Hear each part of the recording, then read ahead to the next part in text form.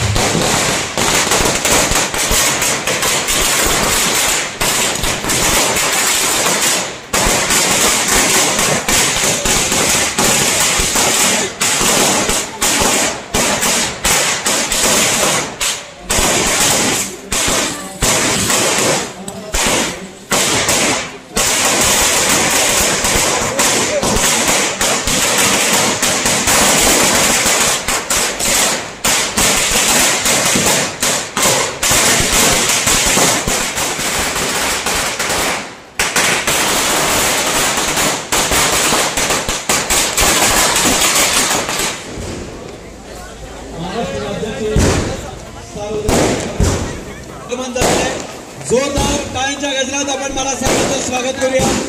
या अभिषेक सोहळ्यामध्ये खास आवर्जून उपस्थित आहे। या आपल्या शुभारंभाबद्दल आपलं मनपूर्वक हार्दिक हार्दिक स्वागत।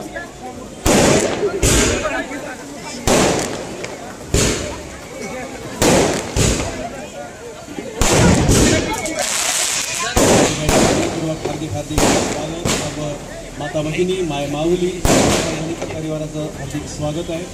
आणि या अभिष्टचिंतन सोहळ्यामध्ये महाराष्ट्र राज्याचे सार्वजनिक बांधकाम मंत्री माननीय नामवंत छत्रपती शिवेंद्रसिंहराजे भोसले महाराज साहेबांचं आगमन झालेलं आहे।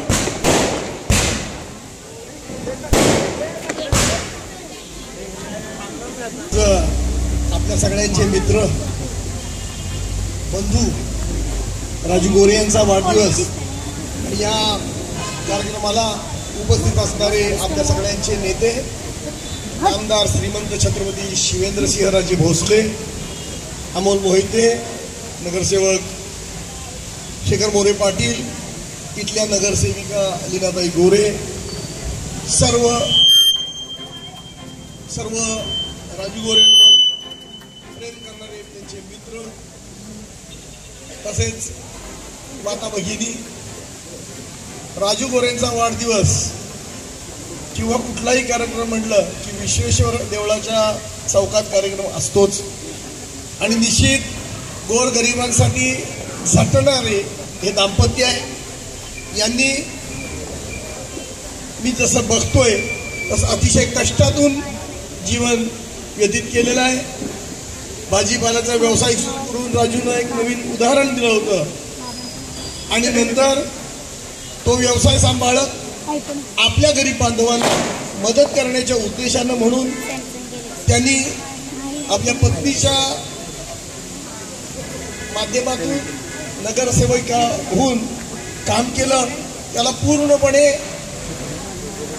अगदी वरदहस्त जर असेल तर आपल्या महाराज साहेबांचा वरदहस्त, वहिनी साहेबांचा वरदहस्त, त्याच्यामुळं त्याच्या कामांना त्याने केलेल्या कामाला एक वेगळी झळाळी आली, उभारी आली आणि त्याला काही दोघंही आहेत ना पती फार कल्पक आहेत।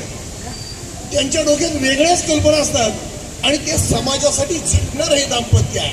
आणि म्हणूनच आपल्या इथं हळदी कुंकाचा कार्यक्रम असतो, त्याची वाण दिलं जातं, त्याचा लकी ड्रॉ केला जातो आणि हजारो रुपयाची, लाखो रुपयाची बक्षिसं आपल्या समाजातील आपल्या गरीब बांधवांसाठी त्यांनी देऊन दिलेली आहे।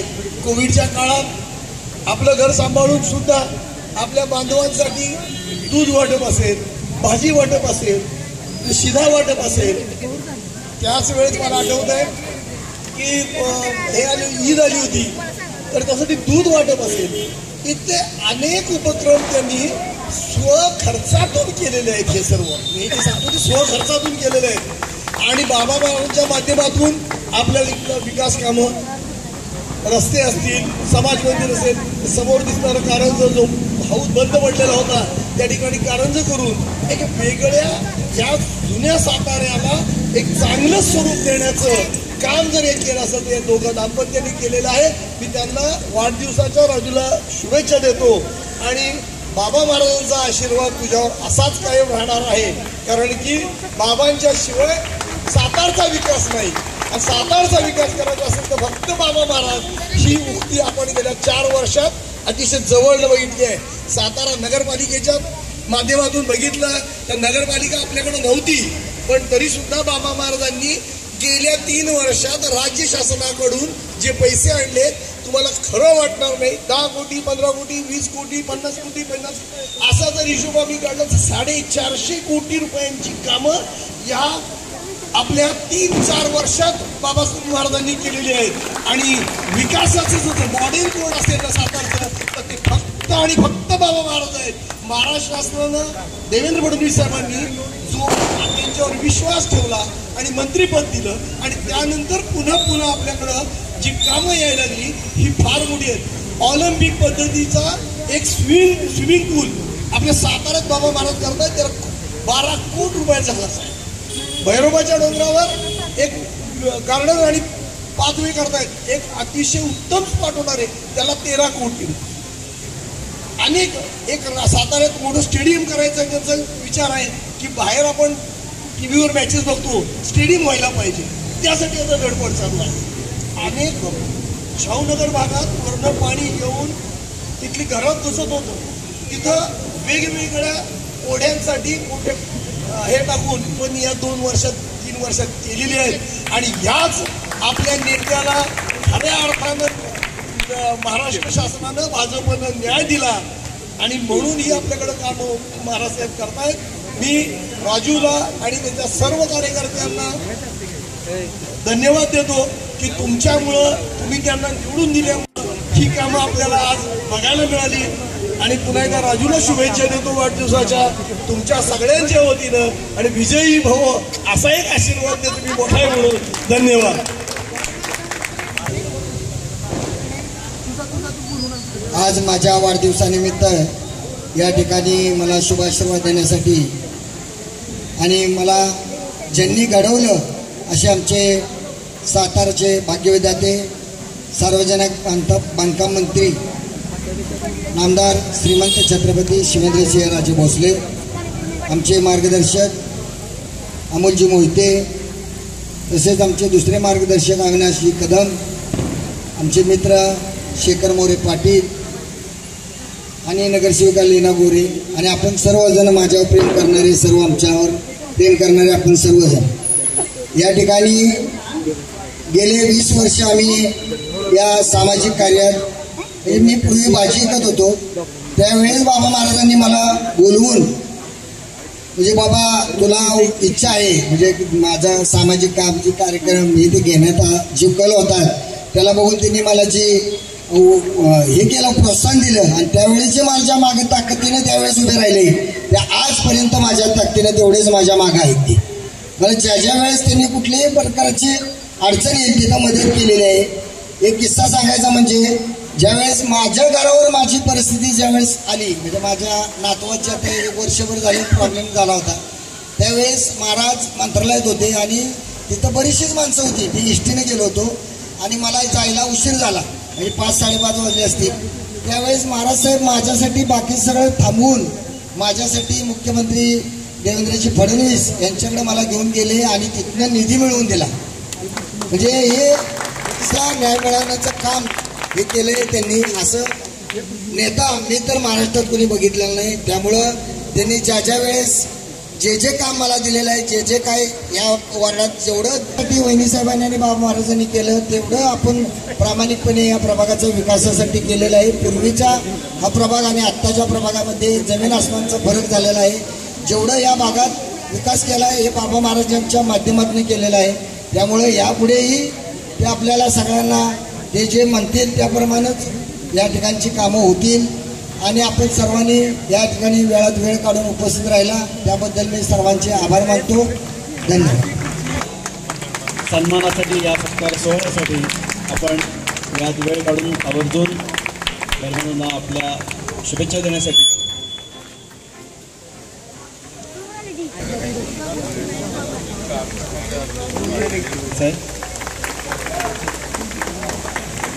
माननीय अमीन शेख कच्ची आगमन झालेला त्यांचा लाडके राजू बोरे यांचा वाढदिवस आहे. आज राजूला शुभेच्छा द्यायला आपण सगळेजण इथे एकत्र आलोय. इथं माझ्याबरोबर उपस्थित असलेल्या आपल्या नगरसेविका लीनाताई गोरे, अमोल मोहिते, अविनाश कदम, अमीन शेठ कच्ची, शेखर पाटील, आपले दिगंबर सांडगे, जंगीवाडा मंडळाचे सर्व पदाधिकारी, राजूचे सर्व सहकारी, सगळ्या उपस्थित माझ्या या प्रभागातील आणि आपल्या विश्वेश्वर मंदिराच्या परिसरातील सर्व माझ्या माता भगिनी आणि उपस्थित तरुण मित्रांनो, सर्वप्रथम मी आपल्या सर्वांच्या वतीनं राजूला वाढदिवसाच्या हार्दिक हार्दिक शुभेच्छा देतो.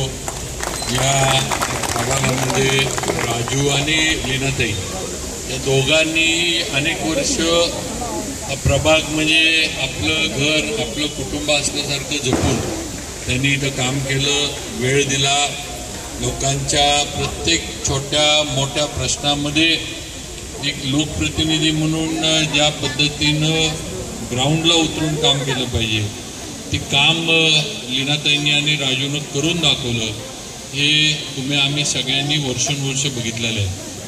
गरीब कुटुंबातनं भाजीचा व्यवसाय करत करत मंडईमध्ये भाजी विक्री करत करत आज या उंचीवर आपल्या कष्टातनं आणि आपल्या सर्व जे काही मित्रपरिवार आहे त्यांना बरोबर घेऊन राजूनं आणि लीनाताईंनी आपली वाटचाल केली आहे. आणि नक्कीच हे राजूचं यश जे आहे हे कौतुकास पात्र आहे असं म्हटलं तरी काही चुकीचं ठरणार नाही. आज हे जावळी तालुक्यातल्या अतिशय छोट्या गावातनं धुंदसारख्या छोट्या गावातनं आज राजू सातारला आला किंवा त्याचे आई वडील इथं आले. धनगर समाजातलं राजूचं म्हणजे सगळं कुटुंब आहे आणि गरिबी पहिल्यापासून गरिबी असून सुद्धा आज स्वतःच्या पायावर उभं राहण्याचं काम हे राजूनं आणि त्याला साथ देणाऱ्या लीनाताईंनी करून दाखवलं. हे आपण सगळेजण बघतोय. यात कुणालाही फसवलंय, कोणालाही टोप्या घातल्या, कोणाला बुडवलंय किंवा कुणाचं काही लाटलंय असं अजिबात या दोघांबद्दलही नवरा बायकोंबद्दल कुणीही संपूर्ण साताऱ्यात विविध प्रभाग सोडा पण साताऱ्यात कुणी म्हणू शकणार नाही की राजूनं आम्हाला टोपी घातली किंवा राजूनं आम्हाला कुठं बुडवलं. प्रामाणिकपणा आणि जिथं आहे तिथं नीटनेटकं राहायचं. कुठेही उगाच ज्याला आपण अनेक वेळेला बघतो की मागं पुढं करायचं वगैरे असले जे काहींची सवय असतात असं काही न करता आज नगरपालिका असेल, भारतीय जनता पार्टी असेल, या सर्व स्तरावर आज राजू काम करतो ही वैशिष्ट्ये.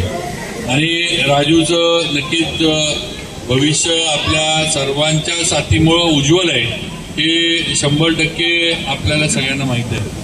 मागं सुद्धा मला आठवते मी मागं पण एका कार्यक्रमात बोललो. मी मागं राजूच्या म्हणजे लीनाताईंच्या प्रचारात आम्ही फिरत होतो आणि आपले वर ते हे राहतात हळवे त्यांच्या घरी गेलो. ते घराच्या बाहेरच बसले होते म्हणजे खुर्चीवर आणि त्यांनी गेल्या गेल्या राजूला मला लीनाताईंना बघितलं म्हणले राजे काही सांगू नका. पहिल्या रिंगला फोन उचलणारा नगरसेवक आहे. तेव्हा म्हणले माझं मत आणि माझ्या घरातल्यांचं मत म्हणले राजूला जाय लीनाताईंना तर तुम्ही काही सांगायची गरज नाही. म्हणजे पहिली रिंग वाजली की राजू फोन उचलतो आणि लगेच कामासाठी हजर असतो. म्हणजे असला अनुभव म्हटले मला नगरसेवकांचा यापूर्वी कधी आला नाही. हे स्वतः त्यांनी म्हणजे मतदार म्हणून त्यांनी हे करून दिलं. ते काय राजकीय कुठले हे नव्हते, त्यांचं काय माझ्याकडे काही काम नव्हतं, त्यांचं काय राजूकडे काही काम नव्हतं, पण एक स्वतःचा अनुभव त्यांनी बोलका जो असतो तो त्यांनी बोलून दाखवलं. हे मला अजूनसुद्धा माझ्या लक्षात आहे. आणि म्हणून आज असं राजूचं लीनाताईंचं आज दोघांचं पण व्यक्तिमत्व आहे. दोघं पण काम करतात. लीनाताईंना संधी जरा जास्त मिळाली असं म्हणावं लागेल. पण काय आता त्यांचं नशीब होतं, राजूचं नशीब होतं की लीनाताईंमुळे त्याला काम करता आलं असं आहे. त्यामुळं आता बघू पुढं काय होतं. हा आता रिझर्वेशन बदलल्यामुळे जरा राजू परत जरा आता मध्ये जरा परत हिरमुसला होता, मध्ये जरा ताई परत जरा आता लीनाताई जरा का बसायला लागला तर राजू परत बोलायला लागला. असू दे, ताटात काय वाटीत काय तो शिक्षा असतोय. घरी जाऊन जेवायचं, परत वाटलं नाही म्हणजे अवघड व्हायचं. आज राजूला मी शुभेच्छा देतो. आज आपण सुद्धा सगळेजण भारतीय जनता पार्टीमध्ये काम करतो. आवीनं ज्या गोष्टींचा उल्लेख केला, आज आता मी तुम्ही आपण सगळेजण इथंच राहतो. इथं बसलेल्या कुणाला तरी वाटलं होतं का की आपल्या हे दस्तगीर कॉलनीमध्ये बास्केटबॉलचं कोर्ट उभा राहू शकतं. कुणाला तरी मला सांगा 5-10 वर्षापूर्वी कुणाला तरी स्वप्नात वाटलं होतं की तिथं बास्केटबॉल कोर्ट उभा राहू शकतं. आज ते बास्केटबॉल कोर्ट राजूनं उभा करून दाखवला. आज त्या बास्केटबॉल कोर्टचा तिथं शाळा वगैरे जे झाले, आज त्याचा उपयोग आपल्याच मुलांना होतो, कुणी बाहेरचं तिथे येत नाही. अशी कामं आज वेगळा दृष्टिकोन ठेवून राजूनं लीनाताईंनी केली. आणि ही कामं करत असताना ही कामं भारतीय जनता पार्टी आणि देवेंद्र फडणवीसांच्या सहकार्यामुळे आपल्याला मिळाली हे तुम्ही सगळ्यांनी लक्षात घ्या. कारण जो निधी आज आम्हाला राज्य सरकारकडनं मिळाला ही कामं करायला, आज हा निधी जो आपल्यापर्यंत आला आहे, हा निधी फक्त भाजप आणि देवेंद्र फडणवीसांमुळं आपल्या सातारा शहराला आणि सातारा नगरपालिकेला मिळाला. हे आपण सर्व बंधू भगिनींनी मतदारांनी लक्षात ठेवावं. ही माझी अगदी कळकळीची आणि नम्र विनंती आपल्याला सगळ्यांना आहे. म्हणून आम्ही ही सगळी कामं करू शकलो. आपलं स्विमिंग पूलचा विषय आवीनं सांगितला, भैरोबाच्या गार्डनचा विषय आवीनं सांगितला. आज आपले नाक्यापासून खालचे रस्ते सगळे झालेत. आता इकडनं सुद्धा आपण ट्रॅफिक समर्थ मंदिर वगैरे इकडं वाढतं. आपल्या कासला जायला पर्यटक येतात, ट्रॅफिक जाम होतो. आता आपण वरनं रिंग रोड म्हणजे जे आपल्या अजिंक्यतारा किल्ल्याचा रस्ता आहे त्या रस्त्याला धरून दिगंबर आपण तसाच रिंग रोड इथं बोगद्याच्या वर पूल करून तिथं पुलावरनं कासला तो रस्ता जोडायचा. म्हणजे जे पर्यटकांचं येणारं ट्रॅफिक आहे ते साताऱ्यातनं उगाच आदलतवाड्याकडनं न येता विलासपूर त्या बाजूनं वरनं अजिंक्यतारा किल्ल्याच्या खालच्या बाजूनं ते आलं पाहिजे आणि कासला गेलं पाहिजे. म्हणजे प्रयत्न हाच आहे की शहरातलं ट्रॅफिक जे आहे, शहरात जे आज समर्थ मंदिर वगैरे तिथं आज बघितलं तिथं आपण काय फार रस्ते मोठे करू शकत नाही. छोटी छोटी घरं आहेत, धोका निर्माण होऊ शकतो. कारण शेवटी ब्रिज उभा करायचा तर त्याचा पिलर उभा करायला खुदाई करायला लागणार आणि हे तेवढ्याशा ह्याच्यामध्ये शक्य नाही. म्हणून हा रिंग रोडचा पर्याय हा आपण केला. आणि तसाच तो रिंग रोड मारदरे आंबेदरे मार्गे आपला जो शाहूपुरीचा जुना मेढा रस्ता आहे त्याला जोडायचा. असे फार महत्त्वाकांक्षी आपण जे आहे ते काम हातामध्ये घेतले. बाकी इतर पण कामं आहेत, पण ही फार महत्त्वाची आणि शहराच्या दृष्टीनं शहराची वाहतूक सुरळीत ठेवण्याच्या दृष्टीनं गरजेची कामं आहेत. पार्किंग असेल, आज राजवाड्याचं पण आता आपली मुलं सगळी राजवाड्याला असतात. कुठे आमचं आहे हात मोडून बसलाय. आज राजवाड्याची चौपाटी, आज आपण चौपाटी आज सगळेजण इथं आपल्या मुलांचे पण व्यवसाय. आज चौपाटीची काय अवस्था आहे, आज तिथं रोडवर उभं राहायला लागतं. तिथं कार्यक्रम असला की सगळे ते हातगाडी हलवा, धंदा बंद पडतो. धंद्याचं 1-2 दिवस सगळा धंदा बुडतो.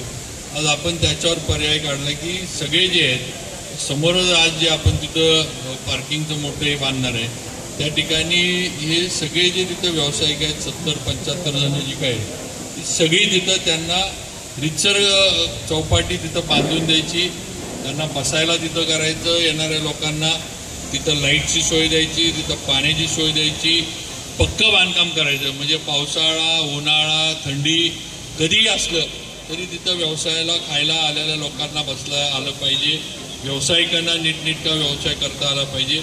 आणि राजवाड्याच्या परिसरात असल्यामुळे चौपाटी आपण कुठेतरी दुसरीकडे नेणार आहे असं पण नाही, तिथंच व्यवसाय. उलट कायमचं म्हणजे आज जी टांगती तलवार आहे, आज जे नुसतं तिथं हातगाडी लावून आपण जे व्यवसाय करतोय, आज जी टांगती तलवार आहे ती टांगती तलवार पण या व्यावसायिकांवर राहणार नाही.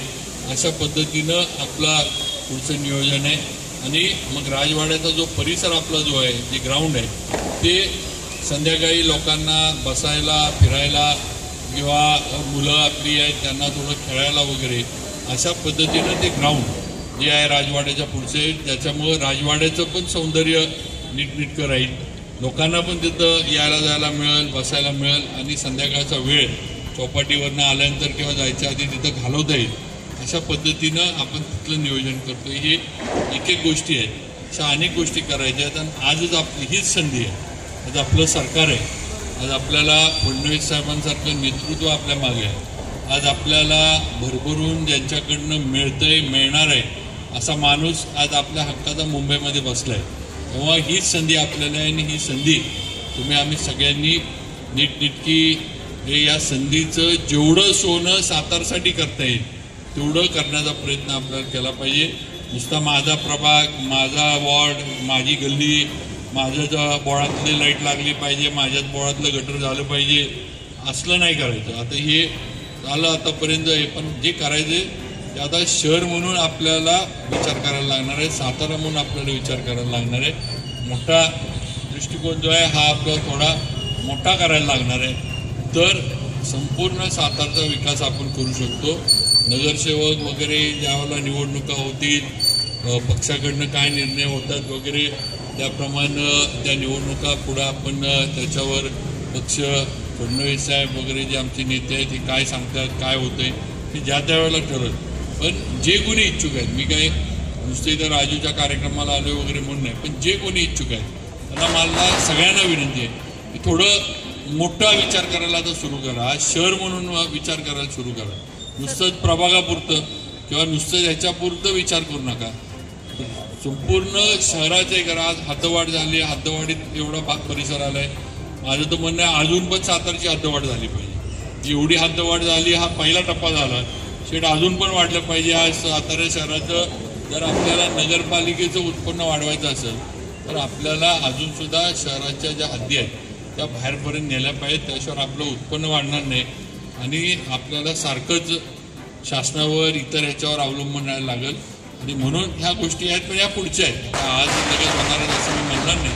पण हे पुढचे विषय जे आपण डोक्यात ठेवले पाहिजेत, विचारात सगळ्यांनी ठेवले पाहिजेत. नागरिक म्हणून आपण पण याच्यावर विचार केला पाहिजे असं मला या निमित्तानं सांगावंसं वाटतं. राजूला मी वाढदिवसाच्या मनापासून शुभेच्छा देतो. आणि मला नक्कीच खात्री आहे की आपल्या सर्वांची साथ त्याला लीनाताईंना होती, पुढं सुद्धा आपल्या सर्वांची साथ राहील. मी एकटा त्याच्याबरोबर असून उपयोग नाही, शेवटी तुमच्या सगळ्यांचं साथ त्याला पाहिजे तर तो पुढं जाणार आहे. मला एकट्याला घेऊन तो काय पुढं फार जाणार नाही. कारण आम्ही दोघं जर फिरायला लागलो तर लोक म्हणतील ही एडी झाली दोघं, ही दोघंच फिरतात म्हणून, असं आहे. त्यामुळं तुम्ही सगळी मागं असला तर त्याचं लीनाताईंचं आणि सगळ्यांचं, शेवटी आज समाजाचं जे आहे, समाजाचा पाठिंबा असला तर एकटा माणूस पुढं जाऊ शकतो. कुणीही कुठल्याही कितीही ताकदीचा मोठा काही असला आणि त्याच्या मागं जर जनसामान्यांचा रेटा नसला किंवा लोकांचा पाठिंबा नसला तर काही पुढे जाता येत नाही वस्तुस्थिती. आणि म्हणून सगळ्यांनी मिळून राजूच्या मागं आपलं म्हणजे ताकद ठेवा. नक्कीच राजूची प्रगती चांगली आहे, त्याचं म्हणजे मनापासून काम करण्याची त्याची इच्छा आहे. उगाच नुसतंच पदावर बसायचे, नुसतं जागा अडवायची किंवा नुसतंच काहीतरी पदं पाहिजेत अशी त्याची इच्छा नाही. काम करायची इच्छा आहे त्याची लोकांसाठी, हे लक्षात घ्या. भावना त्याच्या काय आहेत हे लक्षात घ्या, एवढंच सांगतो. आणि राजूला वाढदिवसाच्या शुभेच्छा देऊन थांबतो. जय हिंद, जय महाराष्ट्र.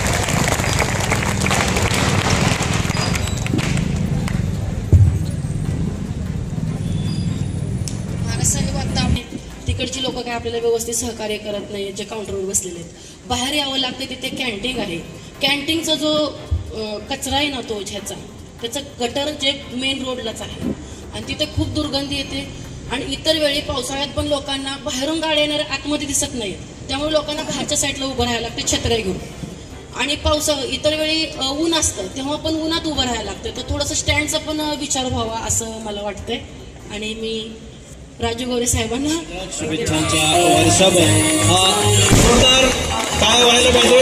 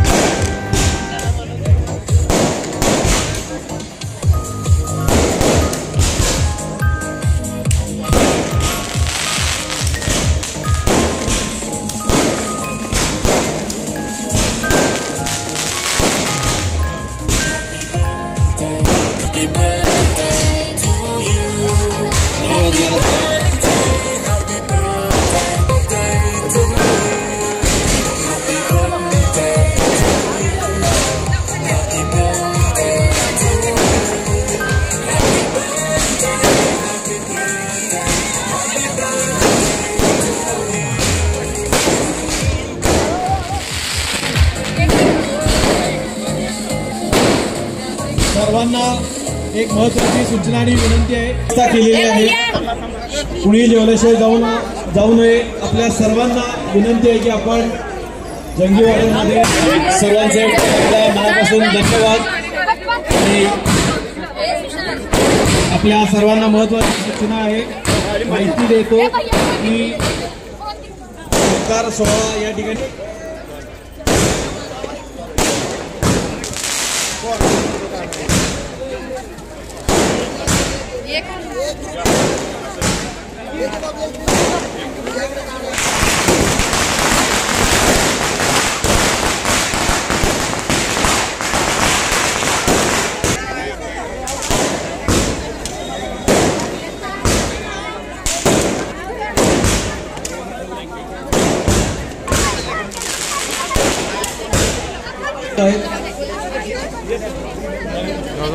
सूचना आहे.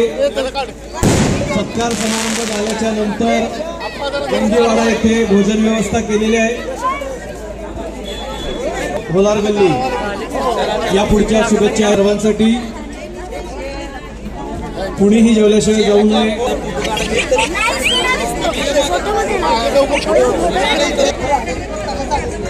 सह्याद्री गणेशोत्सव मंडळ यांच्यातर्फे तारांगण अपार्टमेंट चेअरमन मुक्ताजनक कोसेगाव हायस्कूल यांच्यातर्फे यानंतर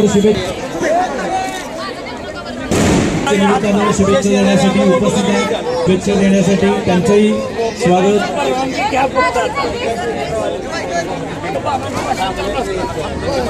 माननीय विनोद कुलकर्णी साहेब, कार्याध्यक्ष मराठी साहित्य संमेलन यांच्याकडून शुभेच्छा.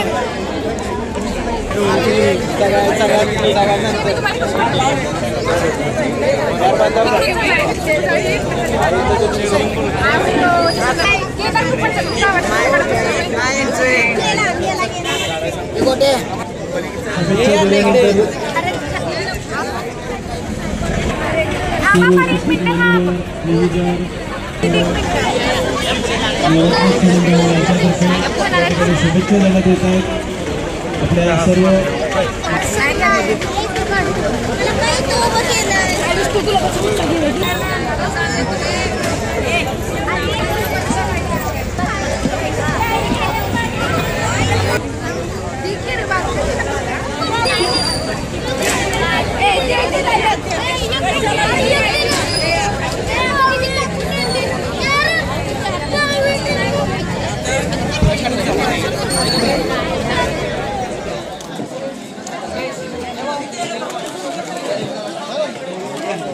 पाण्याच्या गावात कुठे येत रे